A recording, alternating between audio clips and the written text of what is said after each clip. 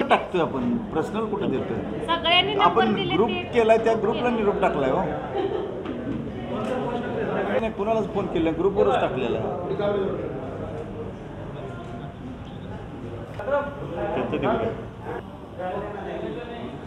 आजच्या पत्रकार बैठकीला प्रकाशांना शेंडगे त्याचबरोबर माजी महापौर संगीताताई खोत ओबीसी संघटनेचे जिल्हाध्यक्ष सुनील गुरव साहेब हे साहेब त्याचबरोबर आमचे सहकारी मित्र नगरसेवक राजेंद्र कुंभार आथर नायकवडे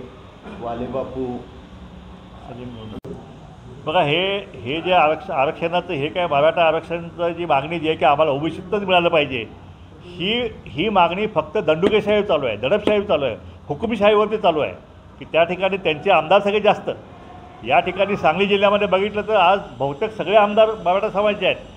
किंवा खासदार मराठा समाजाचे आहे एकाही आमदारांना खासदारानं कधी ओबीसीचं आरक्षण जे आहे ते वाचलं गेलं पाहिजे त्याला धक्का लागता कामा नये अशी भूमिका या सांगली जिल्ह्यातल्या एकही आमदाराने मराठा आमदारांनी घेतलेली नाही किंवा खासदारांसुद्धा घेतलेली नाही त्यामुळे आता ह्याचं काय करायचं उद्या हे ओबीसी समाज नक्कीच करेल परंतु संविधानात्मक मार्गाने जे आहे आमची आरक्षणाची लढाई जी संविधानिक मार्गाने चालू आहे आम्ही कुणाचं आरक्षण आम्ही मागत नाही हिसकावून घेत नाही आहे आणि त्यामुळं जे काय मराठा समाजाच्या आरक्षणाची लढाई जी आहे ती एका भरकटलेल्या स्थितीत आता गेलेल्या असं म्हणायला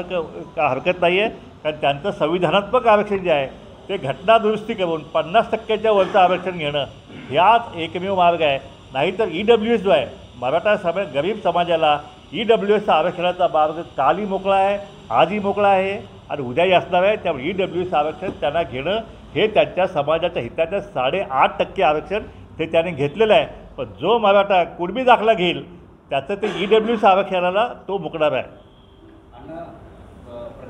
की कालच या ठिकाणी जरांगेंची या ठिकाणी रॅली झाली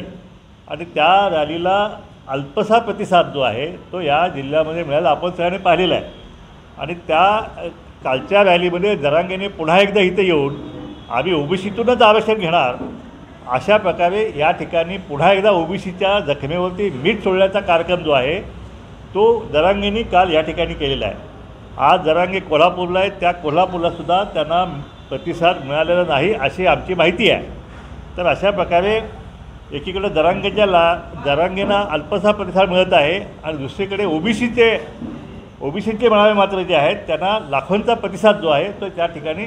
आपल्याला मिळताना दिसत आहे आज मराठा समाजाला आरक्षण EWS आरक्षण जे घटनात्मक आरक्षण आहे 8.5% आरक्षण त्यांनी घेतलं आहे त्याच्याशिवाय 10% वेगळं आरक्षण जे आहे आता वेगळा कायदा करून तेही त्यांनी केलेलं आहे एकीकडे ते म्हणतात की आम्ही मागासवर्गीय आहे आणि दुसरीकडे EWSची ओपन कॅटेगरीतला आहे ते पण पाहिजे म्हणत आहेत म्हणजे त्यांना काय सगळंच पाहिजे का उद्या शेड्यूल कास्ट पण मागतील उद्या शेड्यूल ट्राईब पण जरांगे मागतील काय भरोसा नाही यांच्या मागण्या प्रत्येक महिन्याला अशा मागण्या बदलत आहेत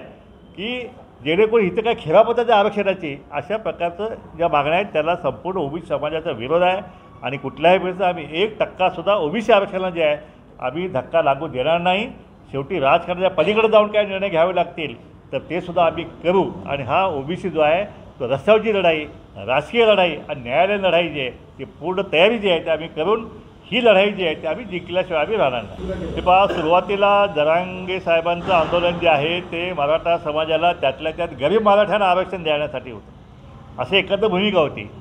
पण आता जे बघितलं तर आता त्यांची मागणी ते राजकारणाकडे चाललेली आहे आरक्षण द्या ना तर ह्याला पाडू ना तर त्याला पाडायची भाषा जी आहे ती राजकारणामध्ये शेवटी जनता ठरवते कोण कुणाला जिंकून आणणार किंवा कोण कुणाला निवडून आणणार हे जनता ठरवत असते ते प्रकाश शेंडगे ठरवत नाही किंवा जरांगे ठरवत नाही किंवा मुख्यमंत्री ठरवत नसतो त्यामुळे ह्या पाडापाड्याची भाषा उभा करण्याची भाषा हे जे काय सुरू आहे त्याच्यावरून जरांगेंचं जे आहे की आता त्यांचं जे सामाजिक न्यायाची चळवळ जी आहे ती आता राजकीय चळवळ जी आहे तिच्याकडेच चाललेलं आहे हे स्पष्टपणे दिसून येत आहे आणि म्हणूनच त्या ठिकाणी जरांगेंना बराचसा विरोध जो आहे तो आता मराठा समाजातून व्हायला सुरू झालेला आहे